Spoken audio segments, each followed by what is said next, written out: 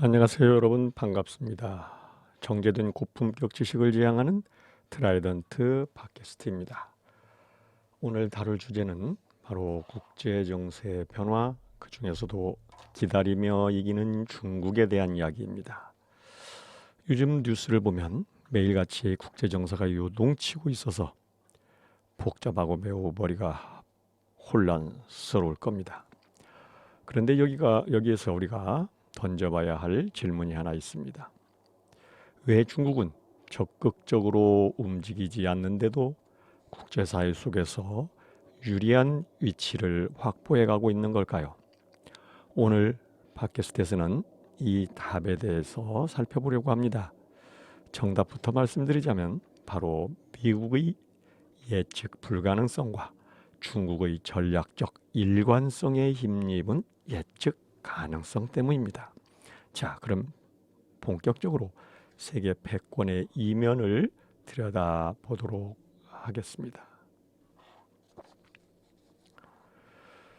전통적으로 미국은 세계의 지도국가 역할을 해왔습니다. 동맹, 개방된 시장, 그리고 안보 우산 제공을 통해 하드와 소프트웨어 양 측면에서 국제 질서를 굳건하게 구축해왔고 지배해왔습니다. 하지만 트럼프 전 대통령 등장 이후 이 견고했던 질서는 많이 흔들리기 시작하고 있습니다. 미국은 더 이상 우리가 알던 예측 가능한 나라가 아니게 된 것이죠. 미국은 동맹국과 적국을 구분하지 않고 관세 폭탄을 투하했습니다. 기존 파트너 국가들, 동맹국들에 대해서도 강도 높은 압박을 가하고 있습니다. 수십 년간 쌓아온 국제 규범조차 무시하는 태도를 보이고 있습니다. 그 결과 슬프게도 미국은 국제사회에서 가장 큰 불확실성의 원천이 되어버렸고 예측 불가능한 나라가 되어가고 있습니다. 동맹국이나 협력국을 가리지 않는 미국의 행태는 어느 나라 입장에서도 전혀 예측 불가능한 나라가 되어버렸습니다.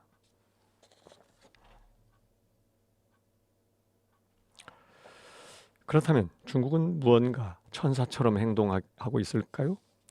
당연히 아닙니다. 사실 중국도 철저하게 거래적이고 자국의 이익을 중심에 둔다는 점에서는 미국과 크게 다르지 않습니다. 하지만 미국과 결정적으로 다른 점이 하나 있습니다.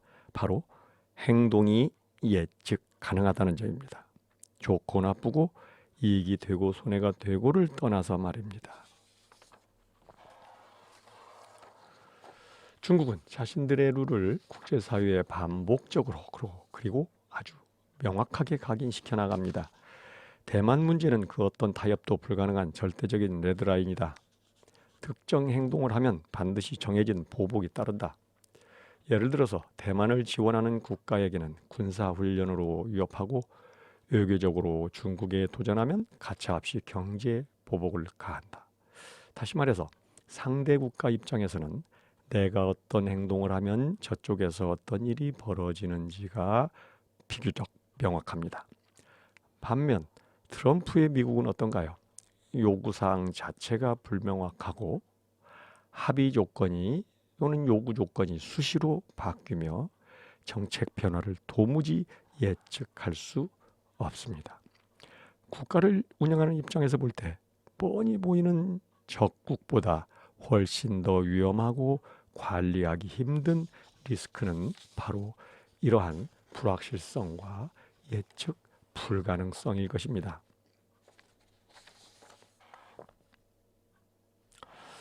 이러한 상황을 동맹과 협력 파트너들의 이러한 상황은 동맹국이나 협력 파트너들의 인식을 극적으로 바꿔놓고 있습니다. 기존의 탈중국 기조가 이제는 탈미국 리스크 관리 모드로 전환되고 있는 것이죠. 캐나다의 사례가 이를 잘 보여주고 있습니다. 과거 캐나다는 화웨이 사건 등에서 미국과 굳건히 공조하면서 중국을 견제해 왔습니다. 하지만 그 결과로 돌아온 것은 중국의 강력한 경제 보복이었습니다. 설상가상으로 트럼프 재집권 이후 미국은 든든한 우방이던 캐나다마저 쉬운 한 번째 주라고 조롱하면서 관세 폭탄을 퍼부었습니다. 이 사건은 캐나다가 미국과의 동맹 관계에 대해 깊이 의심을 하게 하는 전환점이 되었습니다. 결과적으로 마크 카니 캐나다 정부는 방향을 틀어서 중국과의 관계 개선에 적극 나섰습니다. 관세를 인하하고 협력을 확대하면서 말입니다. 이러한 현상은 이제 특정 국가만의 일이 아니라 전 세계로 확산되고 있는 중입니다. 프랑스의 마크롱 대통령, 한국의 이 대통령, 영국의 스타머 총리 등등등 이들 모두 하나씩 둘씩 미국이 주는 불확실성을 피하고 오히려 중국과의 관계 개선을 위해서 노력하고 있습니다. 이것이 의미하는 바는 명확합니다. 전통적인 동맹국들이 이제 중국 리스크뿐만 아니라 미국 리스크까지 본격적으로 관리하지 않을 수 없게 되었다는 것입니다. 중국은 이에 비해서 매우 계산적이고 영리하게 움직입니다. 당근과 채찍을 명확히 보여주고 있습니다. 당근이라고 한다면 개발도상국과 중진국에게 인프라 투자를 하고 공장을 이전해서 일자리를 창출하며 거대한 내수 시장에 대한 접근을 확대해 주는 카드를 제시합니다. 채찍으로는 거슬리는 국가에게는 수입 제한, 관광객 통제, 외교적 제재 등 강력한 압박을 가합니다. 하지만 가장 두려운 채찍은 바로 공급망 무기화라고 할 수 있을 것 같습니다. 중국은 세계 경제의 구조적 의존성을 극대화함으로써 이를 활용하고 있습니다. 중국은 세계 가공의 90% 이상을 장악하고 있는 희토류를 보유하고 있습니다. 희토류는 미래 산업에 매우 중요한 첨단 산업에 매우 중요한 자원입니다.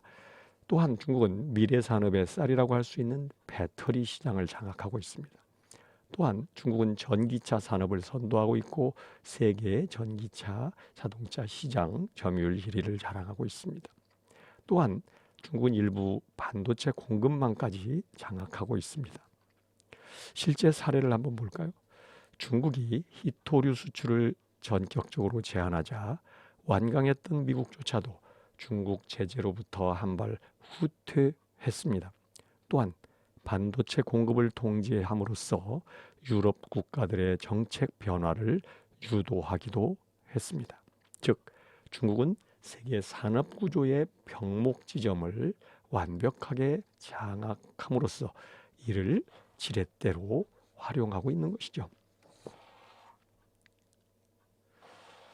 자, 미국의 외교가 그동안 가치와 동맹 그리고 공공재 제공이라는 명분에 기대왔다고 한다면 중국의 외교 본질은 철저하게 거래 중심이며 오직 자국 이익에 직결되는 분야에만 집중합니다.